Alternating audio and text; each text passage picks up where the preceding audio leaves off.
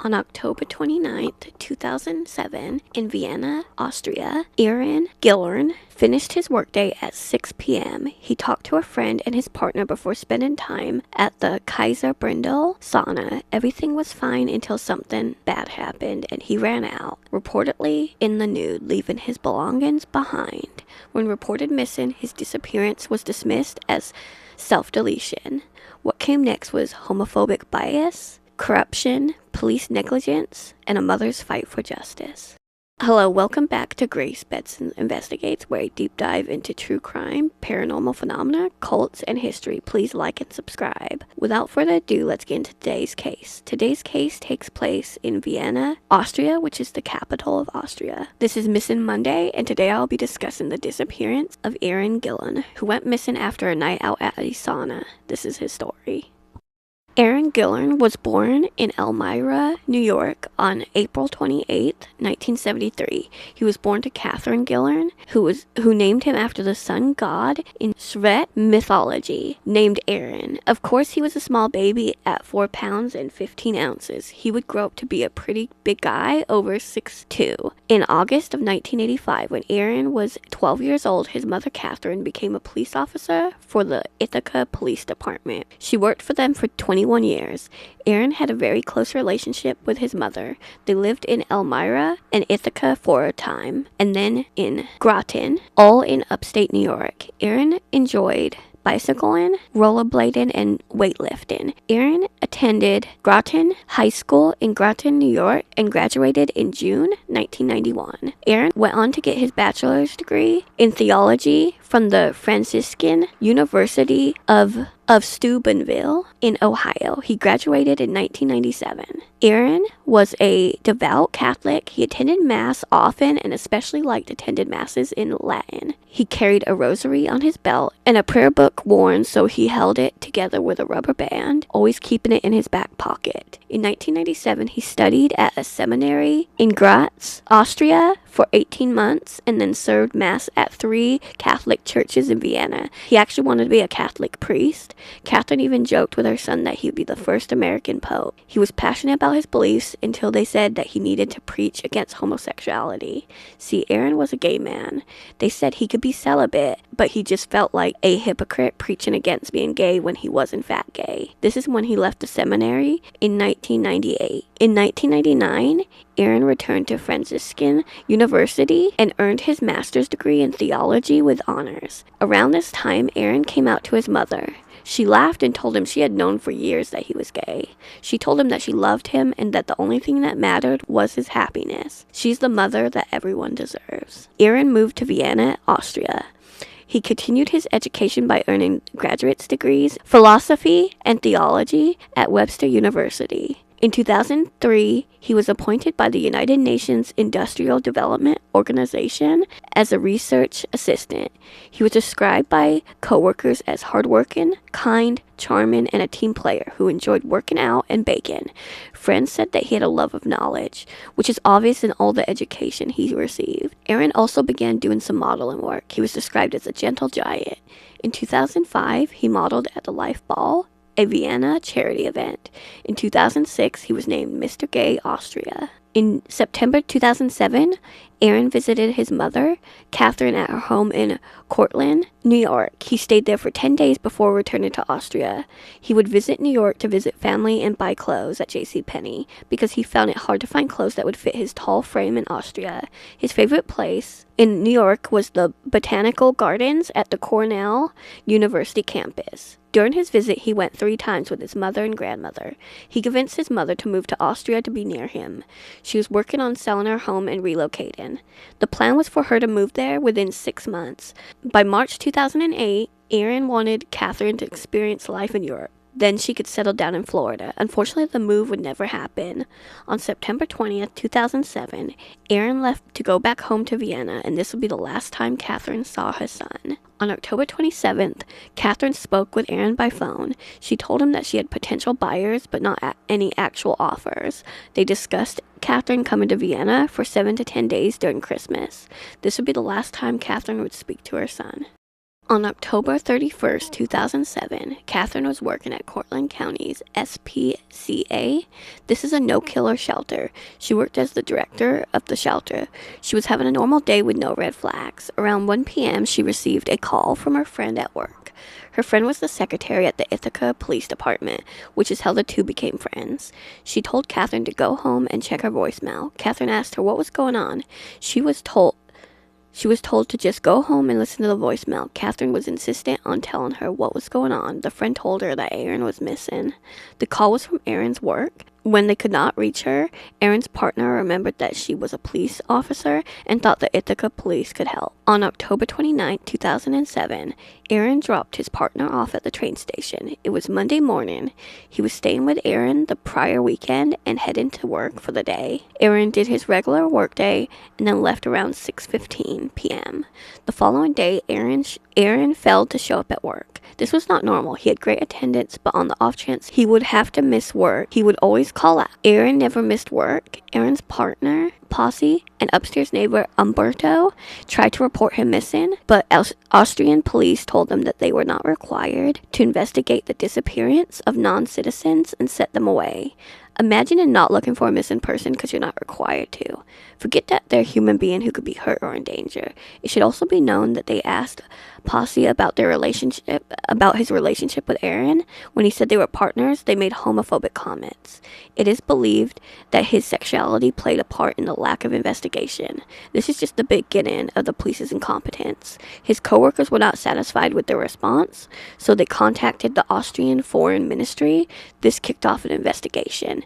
If you're thinking that they will investigate Aeryn's disappearance, you would be mistaken. It basically forced them to investigate, which I'm sure made them feel a certain way. They refused to interview Catherine or any of his friends. Meanwhile, Catherine spoke a lot with Posse and Umberto to figure things out. His neighbor, Umberto, had a spare key, so he and Posse entered the house to see if Aeryn was possibly there. Everything was in its place when Aeryn left his apartment with Posse on Monday morning. He still had clothes in his washing machine. He had Rice Krispie treats that he left on the counter. He planned to make these for coworkers, but forgot them when he left his house. Posse and Umberto went around to see if Aeryn's friends knew anything. They discovered that Aeryn went to the Kaiser Brindle sauna in Vienna after work. On October 29th, they spoke to the sauna manager, Gunther. He confirmed that Aeryn was there that night. There was a fight that involved some tourists. He called the police, who never showed up. No surprise there. The ambulance showed up and took one person to the hospital. This is 10 p.m., and by the time the ambulance leaves, Aeryn has left. He left all his clothes and the rest of his belongings behind. Some guests claimed that they saw Aeryn run out of the sauna naked. The next day, on November 1st, Catherine left for Austria to look for Aeryn. I'm sure this was the longest plane ride of her life. She tried to stay positive, thinking that he would be found by the time she landed. She would spend a few days with her son, then return to visit for Christmas. However, this is not how it worked out, and she would never spend another Christmas with her son. When she landed, Posse met up with her and they headed to Aeryn's apartment. When they were almost to the apartment, they received a call from Umberto that the police were there and wanted to look inside. Posse said to tell them that they were almost there and they would let them in. They got to the apartment on the Donau River. Two policemen were standing at the doorway in. They immediately rubbed Catherine the wrong way, as they would not give her eye contact or look at her except for a quick glance. As soon as Umberto opened the door, they walked inside to search. They did the most during the search. They went into his bedroom, getting on their hands and knees and looking under the bed. This is despite the fact that Catherine said you could see under the bed from the doorway, and it was completely clean. They walked into the living room and pulled out the sofa bed. They approached Kathy, Posse, and Umberto. They asked to see Catherine's passport to write down her information. She asked if they spoke English, to which one of the policemen just shrugged. This is when she pulled out her retired police badge. She told them that in America, the police take care of each other. They said nothing in response to Catherine's comment. She said of their treatment that she received, quote, "I was shocked. I was angry at the fact that they never even greeted me and that they did the cursory search. It was ridiculous. I just had this sinking feeling that as bad as I knew, it was going to get worse," unquote. After the police left, Catherine and Posse took the train to Aeryn's job, which was 2 stops from his apartment. They met with HR, where they showed their concern for Aeryn. They knew he would just never not show up for work and that they were worried he was met with foul play. They called the police director, who put them on speakerphone, where the dismissive policeman was present. He told Catherine that a fisherman saw the body of a bald man floating by him while he was in the Donau Canal. This was on the night of October 29th around 8:20 p.m., at which point they claimed investigated the tip around 8:40. They had scuba divers search the canal, canine search the land, and the fire department search on foot. Nothing at all was found. At 9:10, they cleared the scene and left. The HR director just shook her head and then wrote on a piece of paper that the story makes no sense. They couldn't have possibly done this all in 30 minutes. She questioned the dogs because they had no one to track at this time and because Aeryn was not reported missing. The officer said that if she was actually a police officer, she would know how canine units work. This is just condescending. The story of the fisherman's tip changed several times, from a bald man floating, then just a man, then a person, not specifically a man or a woman. Proof of this report has never been provided by anyone, and his name is unknown. She requested the report many times, but was never given it. Catherine said that if they had looked into the sauna, as it was the last verified sighting of Aeryn, they acted dumb, asking why would they search the sauna. Oh, I don't know, maybe because he was last seen there. On November 3rd, Kathy was woken by Posse and Umberto, who said that the liaison between the United States and the police, Lieutenant Ornstein, was on the phone. At this point, she was staying in Aeryn's apartment. Ornstein said that it was urgent and that the police had just called him, and that the story had changed yet again. He said something was wrong and she needed to go to the embassy. So she went there with a translator, Sandra from Aeryn's work, and Posse. They met in a small room with 3 plainclothes officers, 2 of whom were smoking. This bothered Catherine, so she got up and walked to the window to get some air. They said that they did not want her near the window. She asked the translator to explain about the cigarette smoke making her nauseous. They said they want her to sit down. She asked for water, but they said they had none. She felt as if they were trying to intimidate her, and I have to agree. She also asked for the bathroom, and again, they said they did not have one. She began to cry, but it would get even worse. The police told Catherine that their ridiculous theory. They said that he was at the sauna, there was a fight, he ran out and decided to randomly end his life. They believed that he ended his life because he was gay and HIV positive. They believe he left the sauna at 6:30 and then jumped the canal. Posse protested this as he left work at 6, so he went to work, went to the sauna, ran out, and jumped to his death all in 30 minutes. Also, he called his friend Arnisa and spoke to her for 10 minutes at 7:20, and then text Posse at 7:50 to say he loves him and he'll see him later. The police said the timestamps on Posse's phone must be wrong, or his phone's time was wrong. He also said that he got his HIV result the day of the disappearance, and they were negative. Then it got worse. They asked Posse if they knew his boyfriend was Mr. Gay, Austria, and how he felt about that. They also asked Catherine if she was proud of that her son was Mr. Gay, and she said extremely proud. On November 6th, Catherine and Lieutenant Ornstein went back to the police station to collect Aeryn's belongings that the police retrieved from the sauna. Again, they were brought to the smoky, cramped room. The disrespect is glaring. It is unknown what investigation they did at the sauna. They had to at least pick up his belongings. But did they search the sauna or talk to any possible witnesses? I'm assuming they did not, because when asked about going to the sauna, they acted as it was a dumb suggestion. In the room, 2 investigators were present. One sat in the corner with his head down. The investigator that Catherine had dealt with since the beginning was also there. He just pointed to a trash bag on the floor and said that that was Aeryn's stuff. Kathy sat down on the floor, opened the bag, and could immediately smell Aeryn. She held his shirt to her face and just started sobbing. She asked for a tissue, but these dicks said they didn't have any. She then asked to use the bathroom, and they said they had none again. She said that she was going to throw up, so he finally had another officer escort her to the bathroom. You know, the one that they don't have. They had no empathy for a mother who is missing her son. She threw up in the bathroom and went back to grab Aeryn's stuff and left. Kathy got on the train with a trash bag full of her missing son's things. Later that night, she went through the bag. She looked at his phone and saw all the texts and calls that Aeryn had made. The ones that the police said that Posse's timestamps were wrong on it. It lined up on the same on Aeryn's phone. There was also a lab report saying that Aeryn's HIV test came back negative, not positive. They had it the whole time, but claimed he jumped in the canal because he had HIV. Kathy continued to stay in Aeryn's apartment. Every day she would trace his steps. She would begin to walk to the Donau Canal, looking for any sign of him. and then took the train to the last stop and walked back to his apartment. She would even go to the sauna and stand outside with a picture of Aeryn. This is when she thought media attention might help, because at this point he literally got none. This is when she learned about a gay bookstore Aeryn frequented. She actually talks about this in a documentary. She talked about breaking down when she saw a book that Aeryn had in his apartment. Then when the owner approached her, she told him that she was Aeryn's mom. He got her in touch with the president of a LGBTQ support group for police officers that formed 2 weeks before Aeryn went missing. They formed after receiving discrimination from their peers, which is not shocking given how they treated Aeryn's case. This group was called Gay Cops Austria. Catherine spoke with the president, Avald Weedy, who called her friend, who worked at the police call center. There was no calls to the police on October 29th in the 1st District, so this was just a straight up lie. No ambulance to the sauna, no search team to the canal. The police had an obvious bias against Aeryn due to his sexuality. They changed their statements many times. There could be a reason why. On January 13th, 2003, Aeryn made a complaint against the police in Austria. This was 4 years before he disappeared. He wrote, quote, "After a brief walk through Stat Park, I realized I would be late for the 1800 English Mass at St. Stephen's Cathedral. So I went to the Stubenta to catch the U3 to Stephen's Platz. Upon entering the station, I heard the subway coming and I ran to it, forgetting to stamp my 4-part strip card in the meter. I admit that I forgot to stamp my ticket, and I understand there was a penalty for which I would have paid if I had the money on me. Along with getting on the U3 subway, a ticket controller and entered and asked for my ticket. I realized I had not stamped mine, and I told them that I forgot. We reached Stephenplatz, and I got off the subway. I told the controller again that I had forgotten, and again showed him my strip card.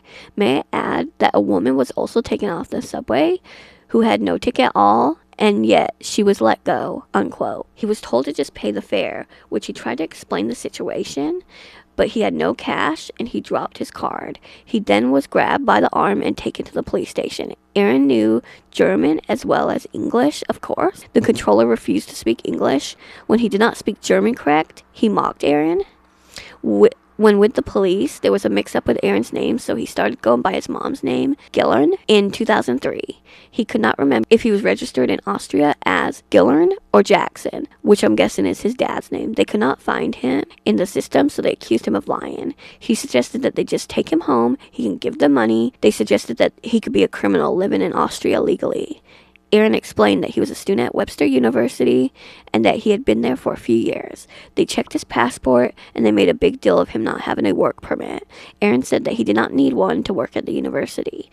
The officer then said that he's going to arrest him because he did not have ID, and that is what they would do in America. Well, I mean, a passport's a form of identification. It has your picture and your information on it. Then, as they're about to leave the floor, another officer recognized him as stopping a guy from stealing a woman's wallet on the subway, then said something about Aeryn being gay, and they looked at him and smirked. At this point, he is under arrest, but not told his crime or allowed to call anyone. He asked to call someone to pay the fine and vouch for him, so he calls his friend, and she gives him a mutual friend, Brian's number, who is close by. Before Brian gets there, he is told that they will strip search him to go in the back room behind the counter and remove his clothing. He refused.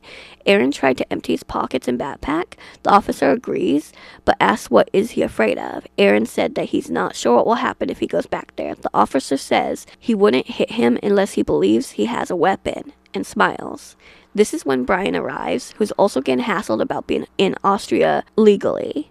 They argue about going back to his apartment, then forcibly handcuffs Aeryn, almost breaking his finger. They slam his face on the desk, then as he stood up, the officer punched him in his torso. When they asked the officer his name, he smiled and went to the back room, and they never saw him again. Brian went off to the subway as Aeryn was led into a cop car. He described his handcuffs being so tight that his wrists were turned inside, causing his shoulder to come out of its socket. They refused to loosen him. On November 20th, Catherine had a meeting with the police and was accompanied by a psychologist from Aeryn's workplace to translate. Angela, the translator, asked them to speak slowly and allow breaks for Catherine to ask questions. They said that's not how this is going to work. Like what? So Angela's just taking notes so Catherine could ask questions. Catherine mutters, "This is unacceptable." Then this dick says to her, "No, you are unacceptable and rude." So she's like, "Hold up. You speak English?" basically putting her through hell for no reason. They rolled their eyes and said she does not understand how investigation works or spontaneous suicide. To this she said, quote, I understand that there's no such thing as spontaneous suicide, unquote. Then this complete freak sits down next to her and puts his hands on her legs. She pushed them away and said not to touch her. He then leaned in closer, smiled, and said, quote, you used to be a police, unquote. She agreed. He said that you seem to have a lot of problems with the police. She was like, of course I have problems. I have questions and I'm not getting any help. Then he asked if she was going to go over their heads. He tried to get her to sign something in German, but of course she refused. The translator was like, then, no, you need to. I have read it and it's fine, just sign it. When the police officers were distracted, Catherine just walked out. On November 20th, the police finally did something good and put this case in the paper. However, they used phrases like Mr. Gay Austria, U.S. diplomat runs naked through the streets, and spontaneous suicide. Catherine was unhappy. She felt like they wrote stuff so people would not care about Aeryn. She is staying in Austria, tracing his steps every day. On either December 5th or 6th, she was outside the sauna when she was approached by a man called Jens. He asked if she was Aeryn's mother, then introduced himself. He invited her to the sauna where he introduced her to someone named Evelyn. So Jens did not speak much English, so he introduced Catherine to Evelyn so she can translate. They gave Catherine a tour of the sauna, but at a specific spot, Jens stopped and began crying. When Catherine tried to comfort Jens, Evelyn said not to touch him, that this is hard for him. They got to a room with murals and mirrors on the wall. Jens broke down, fell to his knees, and rubbed towels on the tiled floor. Evelyn said Jens last saw Aeryn there. Catherine asked what happened, but Evelyn said it doesn't matter that Aeryn is gone. Catherine did notice CCTV, but if I'm being honest, the police never checked this out. They dismissed the whole sauna was relevant. They did not care. At this point, Catherine was still paying her mortgage and Aeryn's rent. She knew she could not afford her mortgage without income. She could not work in Austria without becoming a citizen.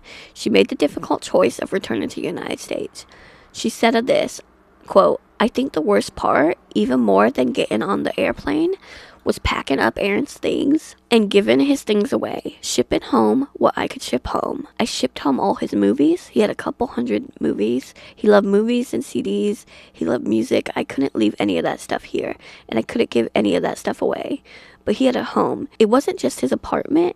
He had a home. He had pots and pans and linens. He loved to cook. He had all kinds of cookware. I probably got 3 knives and 3 forks and 3 spoons and a couple glasses. And he had a home. He had decorations and he had books and he had shot skis all over the place. He had pictures on the wall. I packed all the pictures and I packed what I could. But he had toasters, he had mixers, he had all these baking things, and he had a washing machine. He had this table he picked out. He had a sofa bed. He had his bed, all of his furniture, all these things that were important to him. It was just getting rid of all his stuff, and that hurt the most because it's all I had left was just his material possessions. I felt like abandoning him by coming home, but I didn't have a choice. I had to come home, unquote. Flash forward to a year after Aeryn's disappearance. In October of 2008, Catherine returned to Vienna to hold a vigil for Aeryn. She spoke to a journalist who wrote an article about Aeryn's disappearance.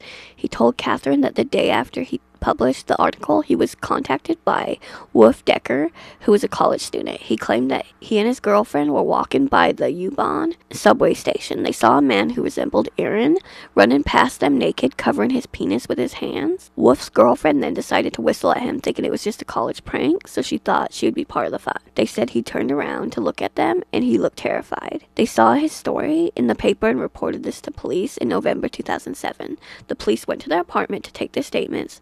The reporter asked the police about this. There were no witnesses and the couple was lying. They were the witnesses possibly, so I think they just did not want this solved. In November 2008, the Austrian Green Party launched an inquiry into the case. These results were released by the Minister of the Interior on February 10, 2009. Basically, it said that Aeryn was at the sauna. Between 7 and 7:30, he got into an argument with another guest when the other man asked how he was. Then Aeryn ran out the sauna naked towards the Donau Canal. He was seen by a fisherman on the canal at Herman Park, drifting in the water, calling for help and sinking. They claimed that they never considered that suicide would be triggered by the HIV test. They were asked about the incorrect timeline, and they said that different witnesses gave different times. They said the lack of record for the sighting is because they checked the first district when the fisherman was in the third district. They attempted to say that they never said they set any divers. They denied any homophobic conduct or that Aeryn's disappearance was linked to his complaint from 2003. They basically went back on everything they told Catherine that made them look guilty at most of negligent. It was found that his slippers were found at the entrance of a church 15 meters from the sauna. The sauna sponsored Mr. Gay, Austria, and some of the customers harbored jealousy. Whether that turned violent or not, it's hard to say. On October 29, 2016, Catherine returned to the Vienna for another vigil in front of the sauna. The owner, Gunther, approached as if paying his respect for Catherine, but went on to trash Aeryn to his mother. Now we're going to get into the theories. The theories from authorities that I have already discussed is the spontaneous suicide. He either got distraught from either his HIV result, which was negative, not positive, or because someone asked how he was doing. He then ran out of the sauna completely naked and jumped into the Donau Canal, but no body was ever found. He made other plans for the future, and this just makes no sense. The main theory is that the person he was talking to at the sauna threatened him, prompting him to run out without any of his belongings. This tracks because Wolf Decker and his girlfriend saw him looking terrified. His trail ends at the canal. He's never seen again, and no body was ever found. The Kaiser Brindle sauna sponsored Mr. Gay, and a lot of people were jealous. It's theorized that the person who specifically caused Aeryn's disappearance had connections within the sauna. Maybe the person followed him in a vehicle, which is why the couple never saw anyone chasing him, and he was never seen by witnesses. This case was very heavy for me, as the LGBTQ community is close to my heart. I have friends and family as part of this community, and I've dedicated my life to supporting them. Aeryn's case is heartbreaking, and my heart just completely shatters for Catherine. Let's get into what I believe happened to Aeryn. I believe the last theory. He was at the sauna, someone scared him enough to run out, naked, and leave all of his possessions. They most likely threatened him. He ran past the couple to the canal, then someone grabbed him and put him in their car. He unfortunately was met with foul play and dumped somewhere. There's a well in the sauna parking lot. It is very deep, and they just had to wait for the sauna to close. Many patrons are people with connections, so the sauna owners protected them. As for the stupid police officers, I'm not sure about my opinion on their involvement. Could they have helped protect the murderer or murderers? I think it's possible, because if the perpetrator had connections, we can't rule out that they possibly were corrupt and easily bought off by these individuals. They could also be crap cops who are just bad at their jobs and homophobic, or both. I think the truth could be all of the above. I do not believe that he killed himself. Even if he did, it is their job to find them and determine that, not to be dick. I personally do not think that there's anything Aeryn could have done differently. Saunas and bathhouses are supposed to be places where the gay community can be safe. It ended up being what would most likely end his life. The police need to do better. Let's bring the focus to Aeryn. He was a kind, outgoing man with a promising future. Hopefully one day, Catherine gets justice. She deserves it, and so does Aeryn. As of June 2026, Aeryn has been missing for 18 years and will be 53 years old today. I want to know your opinion, but please be respectful. If you're a judgmental dick, you'll be removed and blocked. Comment, subscribe, and like. If you have any future cases you'd like me to cover, please request in the form in the description. Join me next time for Wicked Wednesday when I discuss the murder of a transgender woman who was murdered by so-called friends. Until next time, stay curious, cautious, and safe. Bye!